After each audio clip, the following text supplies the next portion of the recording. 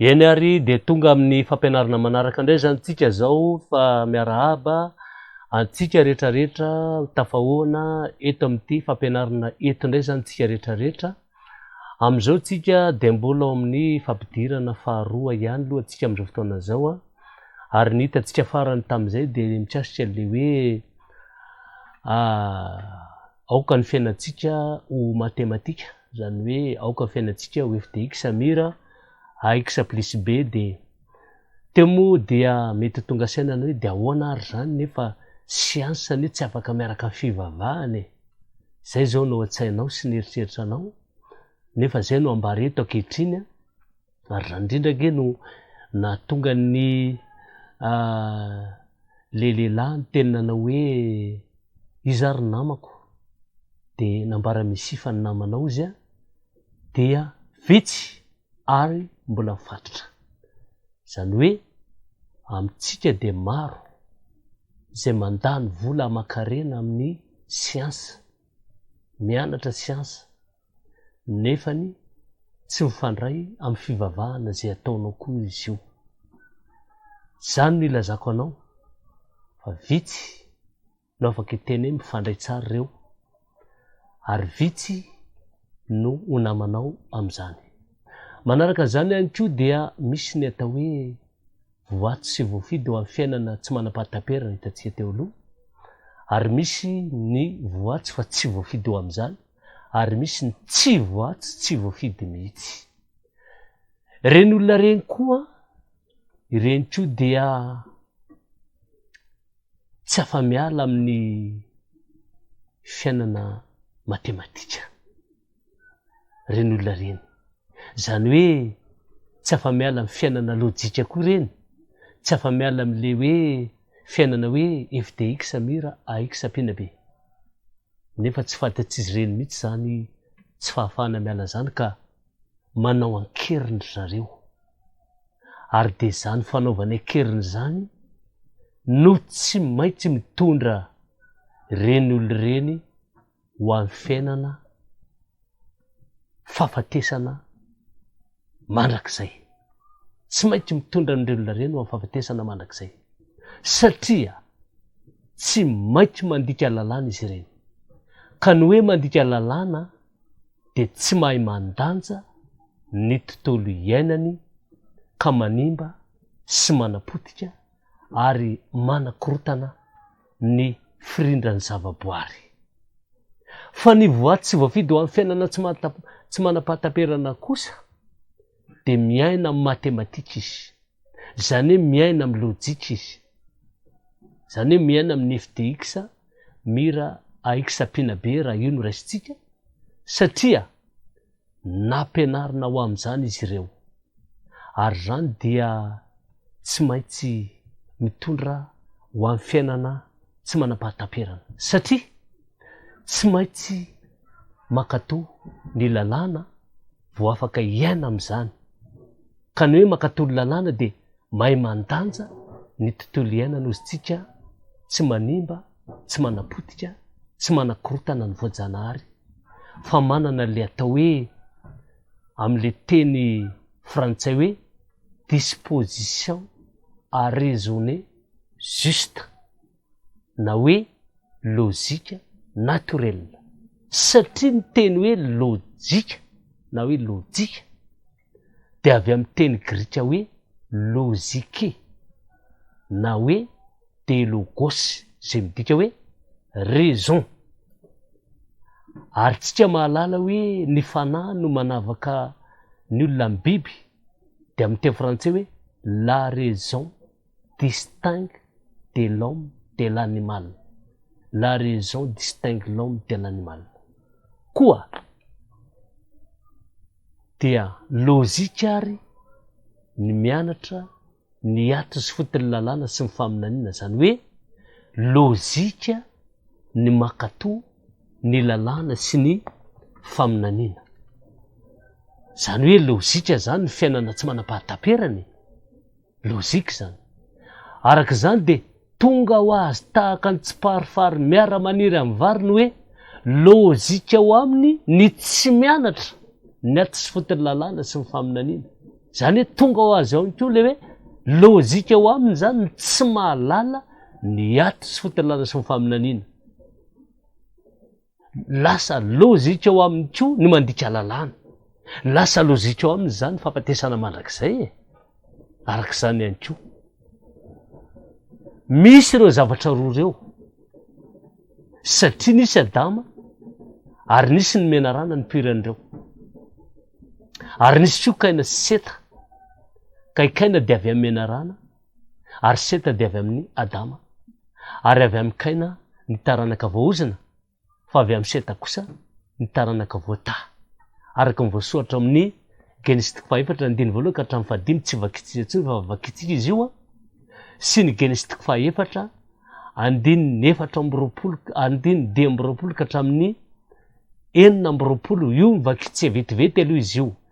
Genesis 4 andininy 5:20 ka hatramin'ny 4:20 vakitsika vetivety izy io ary Adama dia nahalala ny vadiny ndraika niteraka zazalahy ra vehivavy ary ny anarany natao hoe Seta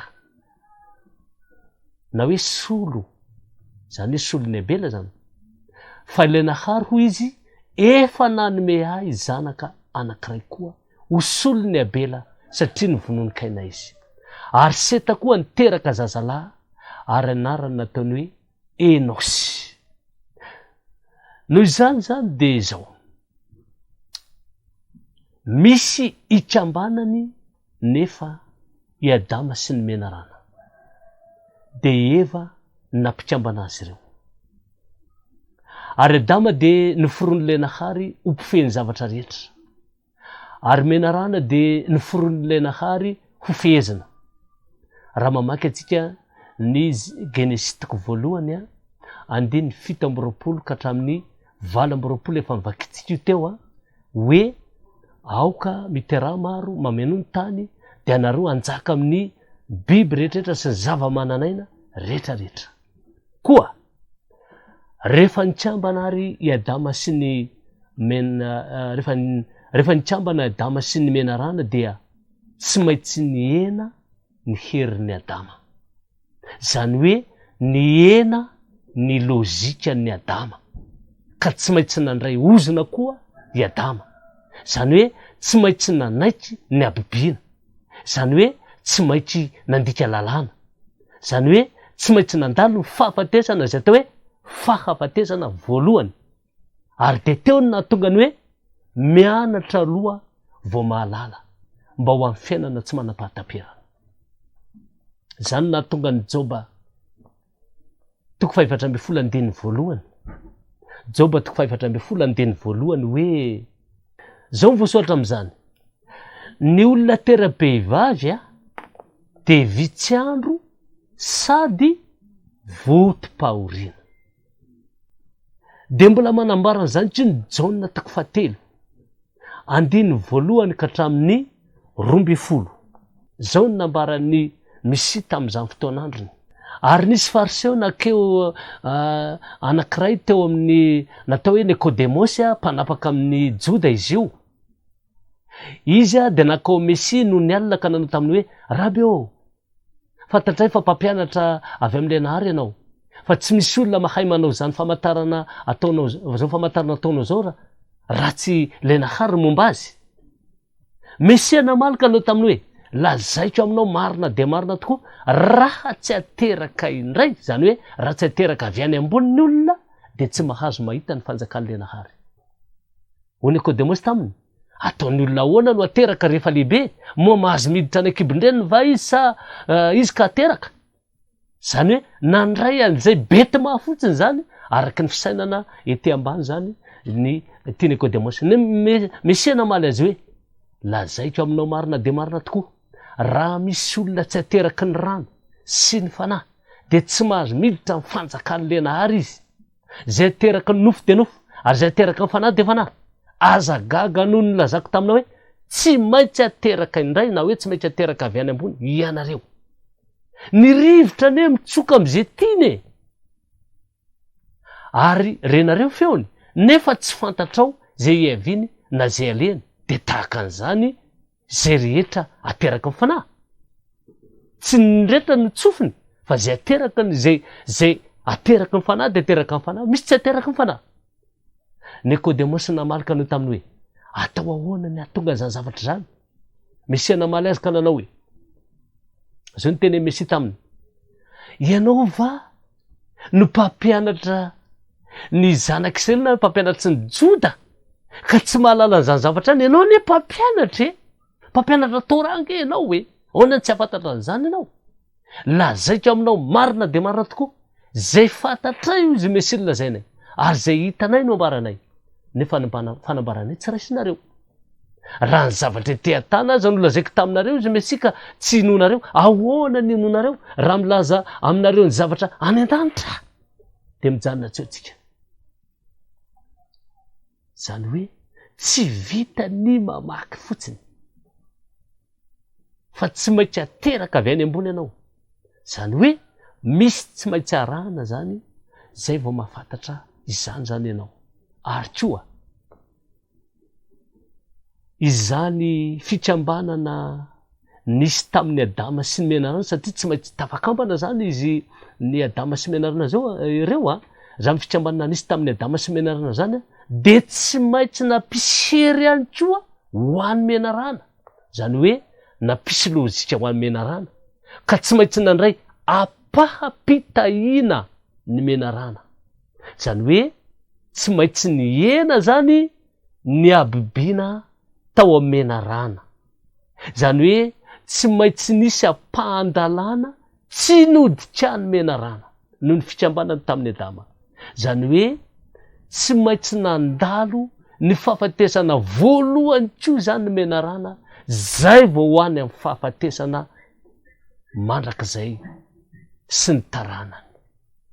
Zany hoe ny vokatry ny fikambana menarana sy ny Adama tamin'ny alalan'ny Eva, de Adama tsy maintsy niena vao nitombo, ary menarana de tsy maintsy mitombo vao miena. Aza dino zay, averiko re mandeha zay teny zay.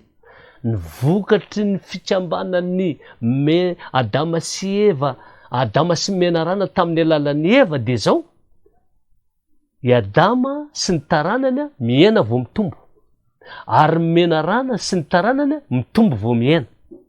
Zany hoe tsy maintsy maty aloha Adama vao velona indray. Zany hoe zay vao tonga any amin'ny fiainana tsy manam-pahatam-perina, zany hoe tsy maintsy mandalo ny fahafatesana voalohany.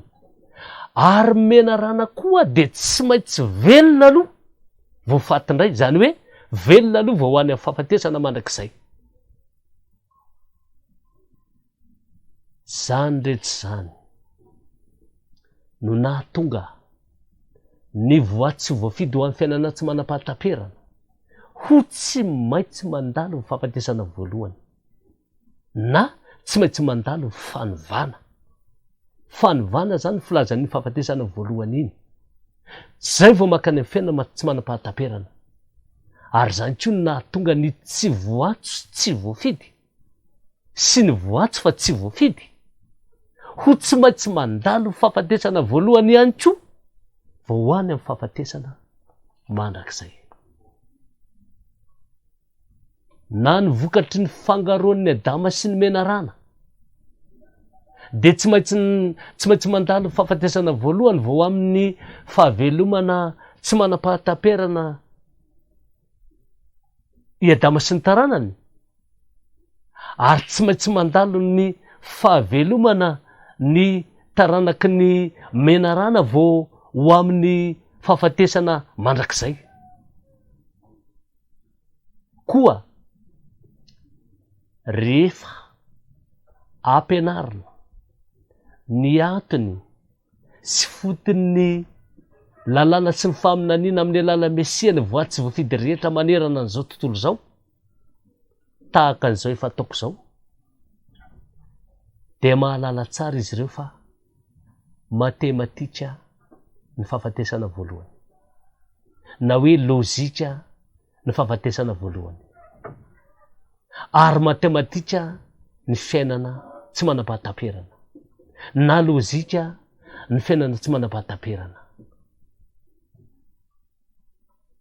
Jereo nge Matio 7:20 ka hatramin'ny 7:20 zao mivoasoratra tam'izany andro zany dia namaly misekana na hoe mideranao araiko tompony lanitra sy ny tany fa nafeninao tamin'ny endry sy ny manan-tsaina zany zavatra zany ka nasehonao tamin'ny zaza madinika reo le namanao reo eny raiko fa zany sitraponao ny zavatra rehetra natolotry ny raiko ary tsy misy ny zavatra rehetra natolotry ny raiko ary tsy misy mahalala tsara ny zanaka afa-tsy ny ray ary tsy misy mahalala tsara ny ray afa-tsy ny zanaka zay tia ny zanaka anehoana azy fa tsy ny rehetra ny tia ny zanaka anehoana azy fa zay tia ny anehoana azy satria izy natao anavaka an'izany.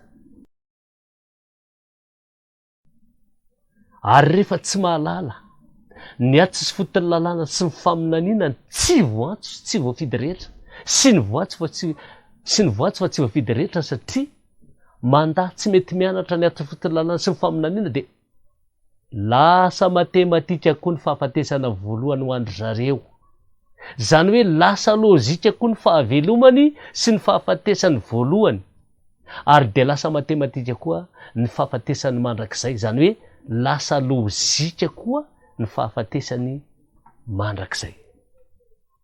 Koa tsy maintsy misy ny fahafatesana voalohany ho an'ny olombelona rehetra ary dia manaraka an'izany koa ny zava-boary rehetra eto tany. Fa matematika zany na hoe lôzika zany. Noho izany dia tsy fahafatesana no atin'ny fahafatesana voalohany fa fanovana ary zany no maha matematika azy. Zany hoe zany no maha lôzika azy ka tsy azo elana mihitsy satria amin'ny teny frantsay dia hoe lôzika naturelle na hoe disposition à raisonner juste. Araka ny Mateo 9:20 ka hatramin'ny 13. Toy zao ary le filazan'izany zavatra zany. Hatramin'izany vao natorin'ny Mesia ny mpianany fa tsy maintsy hakany Jerosalema izy ka ampijaliany olona sy ampijaliany ny lohampisorona ary ampijaliany mpanora dalàna dia hovonoiny ary atsangana amin'ny andro fahatelo. Inona ny réaction natao, inona ny fanoherana nataon'ny Petera, ny apôstôly Petera? Petera nanohitra azy, nanohitra Mesia ny hitanila kely ka ny teny mafy hoe, teny mafy azy hoe sanatria aminao zany fa ianao tsy ho any Jerosalema zany, tsy ampijalian'ireo zany ianao tompo, tsy ho aminao tokoa zany. 13. Inona navaly Mesia? Niodina Mesia ka niteny tamin'ny Petera hoe makanesa aty voaka anao ry Satana fa tafitonana namiko ianao satria tsy misaina zay allenahary ianao fa zay an'ny olona. Noho izany fisainana avy amin'ny lenahary na te fahafatesana voalohany fa raha fisainana avy amin'ny olona zany dia loza fa avy amin'ny lenahary fanovana zany. Ny atao hoe fahafatesana voalohany zany dia fanasarahana ilay tena ianao sy ilay tsy tena ianao. Zany hoe fanasarahana ny fanahy zay tena ianao amin'ny famandrà zay tsy tena ianao satria nakambanareo ka nanome antsika olombelona. Ilay tena ianao dia ny fanahinao dia tsy maty amin'ny fahafatesana voalohany fa miandry ny didim-pitsara lenahary na ho amin'ny fiainana tsy mahatamperana ho an'izay makatolana sy ny faminaniana avy amin'ny lenahary na ho amin'ny fahafatesana mandrakizay ho an'ny mpandika lalàna sy mpandika ny faminaniana avy amin'ny lenahary. Rehefa nandalo ny fitsarana, inona ilay fitsarana? Izao fampianarana tolotra anao zao ny fitsarana. Tsy hita masony famandrà ny fanahy satria ny fanahy no mibaitry ny maso ny famandrà ary tsy voatsapany tanana ny famandrà ny fanahy satria ny fanahy no mibaitry ny tanana ny famandrà fa tahaka ny rivotra ny fanahy ka misy nefa tsy sainy no famandrà ny fiaviany. fa ilay tsy tena ianao no maty de ny nofa mandra zay mialevina ka lasa vovotany zay namorona anazy indray.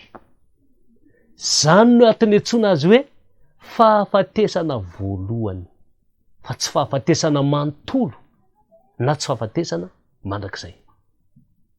Jereo ange ny marka 9:4 ka hatramin'ny 8:30 arak'izao manarak'izao. Ary natsony anatina azy ny vahoaka mba mipiana, zany hoe anatina misy zany de hoy misy taminy raha misy tanaraka de aoka izy andany tenany sy tondra ny azo fijaliana ka anaraka, fa na iza ny tahamonjiny eny de avery azy ary na iza izy averiny eny no ny amiko sy ny filazantsara de amonjy zany. Fa inona soa azin'ny olona raha mahazo izao tontolo zao aza kanefa averiny eny? Fa inona no men'ny olona ho takaliny eny? Fa na iza no menatra sy ny teniko am'ty taranaka sady mijangajanga no mandika lalàna ity na manoto ity dia ho menatra azy kosa ny zanak'olona raha avy any voninahitry ny rainy mba amin'ny anjely masina. Tahaka an'izany koa ny marka 7:1. Marka 7:1. Marka 7:1 ary hoy izy taminy, lazaiko aminao marina tokoa, misy sasany eto zay tsy mba nandrana fahafatesana mandra-pahitany ny fanjakan'ilay anahary tonga amin'ny hery. De tahaka an'izany koa Luka 10:5 ka hatramin'ny 7:30. Luka 10:5 ka hatramin'ny 7:30. Efa nivakitsy io angamba teo aloha. Efa vakitsy teo aloha izy io fa anjaratsia zany mamaky azy eo. Ohatra, andray ohatra zao zany tsika ny amin'ny fahafatesana voalohany ty. Raha ny sorana zao le nofamandrahanao toy ny hoe anapahana ny tananao na anapahana ny tongotrao na ny faritra hafa amin'ny tenanao ohatra, de ny tenanao nofamandraha zay tsy tenanao io ka tsy alefanao amin'izany fanapahana na fanesona zany zao ny fanahinao, de toy ny tsy nisy notapahana sady toy ny tsy nisy nesorona ny vatanao nofamandraha satria tsy tena ianao io vatanao nofamandraha io. Fa rehefa alefanao ny fanahinao de mitaitaina hiara-pahoriana le tena ianao. Iza le tena ianao? De ny fanahinao. Mandeha ny raha sendra misy zavatra tafotohany ianao de anao mandeha tsy mahalala. Rehefa zay ampitsivon'olona misy raha be mandeha aminao iny, tonga de malemy ianao satria fanahinao mahalala zay. Koa tsy ny vatanao nofamandraha no mitaitaina hiara-pahoriana, fa ny fanahinao no mitaitaina hiara-pahoriana. Saingy ny fanaitainana ny fahorian'ny fanahinao de miseho amin'ny vatanao nofamandraha, ka toy ny vatana nofamandraha no mitaitaina amin'ny fahoriana ny fahitanao azy. Ary zany no fahitany tsy voantsy tsy voafidy sy ny voantsy fa tsy voafidy azy. Zay no fahitany azy. Vatana nofamandraha no eritreretiny fa mitaitaina be nefa ny fanahiny enge no hiara-pahoriana io e. Ka de disy tanteraka ary ianao le miteny hoe rehefa maty de tsy mahalala na inona na inona. Rehefa maty rangaha de maty ary rehefa maty amin'ny tony vomanga. Be de be ny miteny an'izany. Zany hoe tsy mandre fanaitainana ange no famandrahanao io e. Fa ny fanahinao no mandre an'izany. Ary hita fa tsy mahalala kotry ny vatana no famandraha ianao. Zany hoe tena taranaka amin'ny menarana zay biby ianao, zay miteny an'izany. Nefa raha ny fahavoazana kely amin'ny vatanao no famandraha zay tsy tenenao aza no andefasanao ny fanahinao zay tenenao ka nampanaitainanao, maitsy ave ny fandorona ny fanahinao zay tena ianao. Ampitambohy maro de maro ohatra hoe amina miliara ny fanaitainanao amin'ny tena ianao io de ny fanahinao.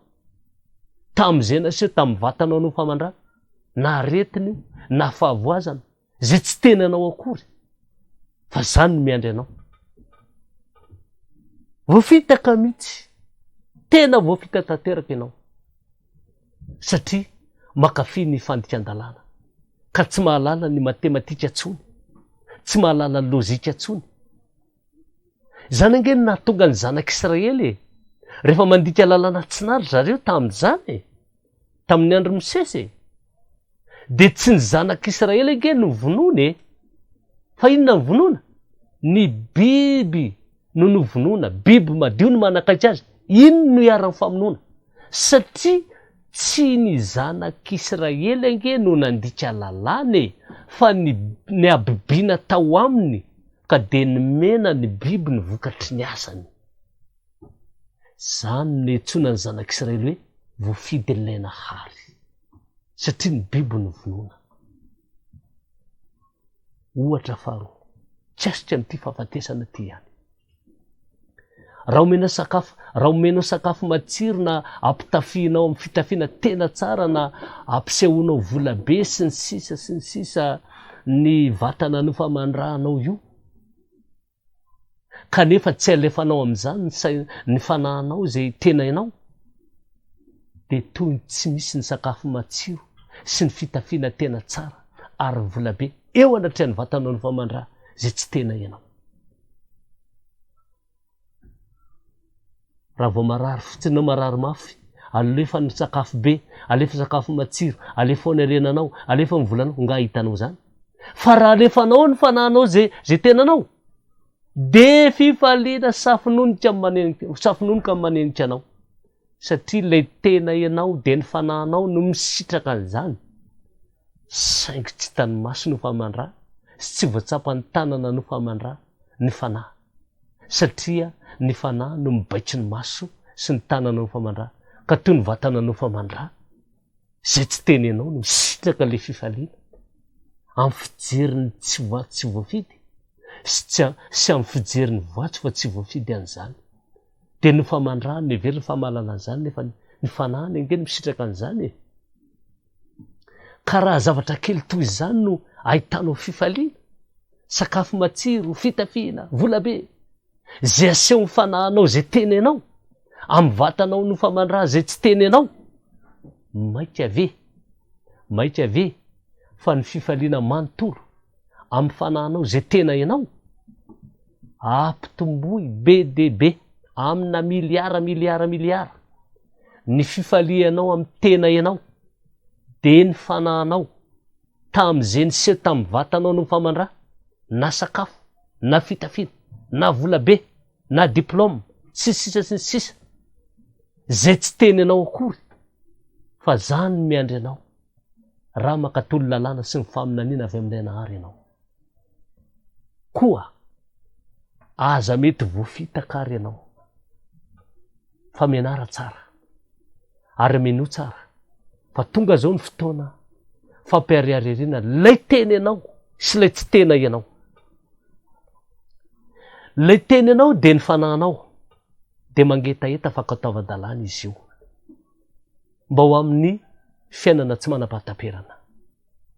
Ary lay tsy tenanao kosa de ny tenanao no famandraha io zay hitovizanao amin'ny biby de manohitra an'izany rehetrarehetra zany ka misitona lay tena ianao na ny misitona ny fanahinao andika lalàn'le nahary sy misitona lay tena ianao tsy iainy ny faminaniana avy amin'le nahary mba hahatongavan'le tena ianao de ny fanahinao ho amin'ny fahafatesana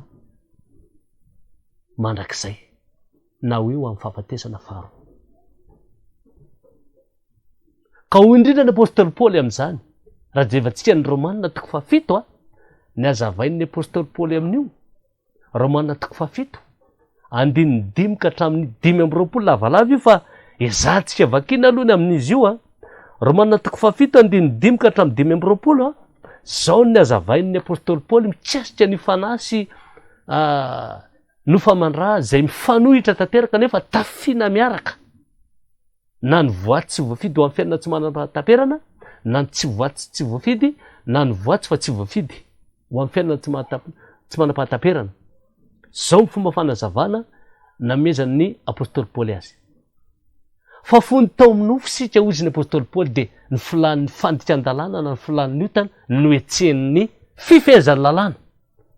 Tonga de ho ahitsika le teny satria rehefa miteny Paoly rehefa amin'ny Romanina sy ny zavatra soratany ny teniny rehetra fa fampianarana namena zay tany alobe tany rehefa mahita lalàna de fifehezan'ny lalàna zay ny dikany. Rehefa mahita oty anao de fanditran-dalàna zay ny dikany. De jereo fa omeko anao le izy de azava aminao le teny. Fa fony tao amin'ny nofo isika de dia ny filan'ny fanditran-dalàna zay nohetsehany fifehezan'ny lalàna no ny asa tamin'ny momba ny tenantsika avokatra ho amin'ny fahafatesana.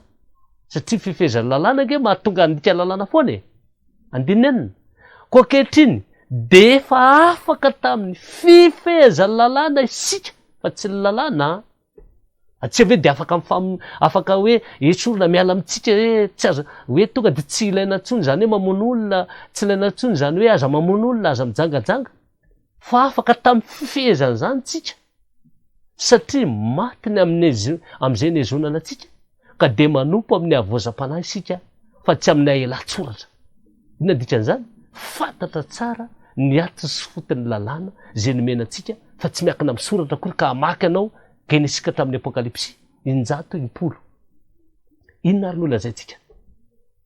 Fanditran-dalàna ve ny fifehezan'ny lalàna?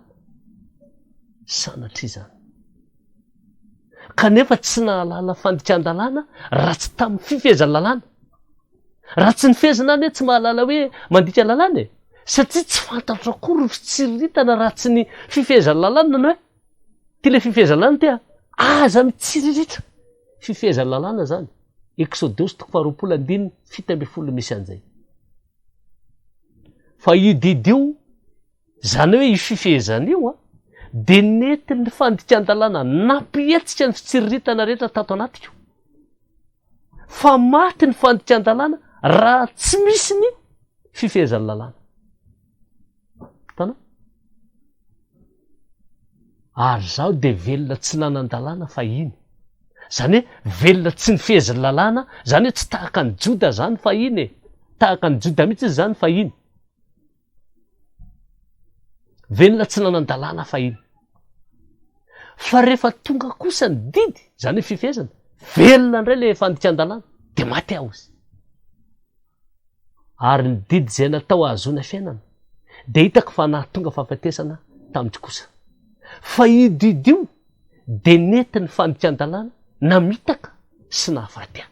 Zany hoe io fifehezan'ny lalàna io de nentin'ny fanditran-dalàna namitaka sy nahafaty ahy. Ary zany ange nahavoan'ny Jody. Ka de masina tokoa ary ny lalàna. Ary masina ny didy sady marina ny tsara. Zany hoe masina zany zany fifehezan'ny lalàna zany. Ko ny tsara ary ve ny nahafaty ahy? Fifehezana ve ny nahafaty ahy? Tsy le lalàna hoe aza mamono olona rehetrarehetra, tsy zany ny ratsy, fa le fifehezana ny ratsy, sanatria zany. Fa ny fanditran-dalàna ny nahafaty ahy, mba hiseho fanditran-dalàna, fa ny tsara ny nentin'ny nahafaty ahy, mba ho tonga fanditran-dalàna tokoa ny fanditran-dalàna no nataon'ny fifehezan'ny lalàna, fa tsy hoe ny lalàna akory ny ratsy, fa le fifehezan'ny lalàna ny nahafaty. Vakitsy injakandro fa tady ho tapotra fotoana atsika. Eo amin'ny 4:10 de ho azavaitra indray eo amin'ny manaraka satria tapotra fotoana atsika. Fa fantatsika fa araka ny fanange no namezana ny lalàna araka ny lalàna, araka ny fanange ny lalàna fa zaho kosa namidy ho andevo ho fanditran-dalàna. Noho izany raha tsy misy fanahy mihitsy mitaritra anao de tsy voavaka anao natao hoe lalàna sy fifehezan'ny lalàna.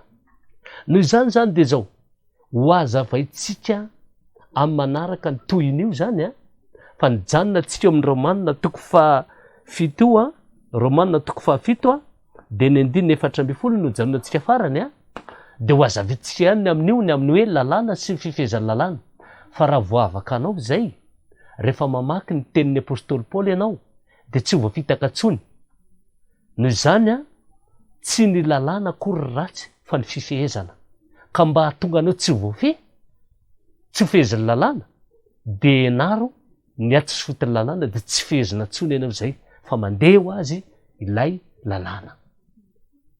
Zay ndray ary ny fotoanatsika mbola eo amin'ilay fampidirana faharoa ihany zany tsika manaraka fa anazava ny Romanina 7 io atsika mamaky fotsiny atsika zany zay ny fiavahany hoe fifehezan'ny lalàna sy ny lalàna ka mahatonga ny olo tafitohina amin'ny lalàna hoe tsy ilaina zany lalàna araka ny teny apôstôly Paoly tsia raha tsisy lalàna de maty fa ny fifehezan'ny lalàna no tsy ilaina fa ny mianatra ny atsifotony lalàna de ilaina am'izay fotoana zay de iaina ao anatin'ny lalàna ianao. Eny ary fa dia mandra-pitafa mandra-pioana amin'ny manaraka indray fotoanatsika de mandra-pioana daholo.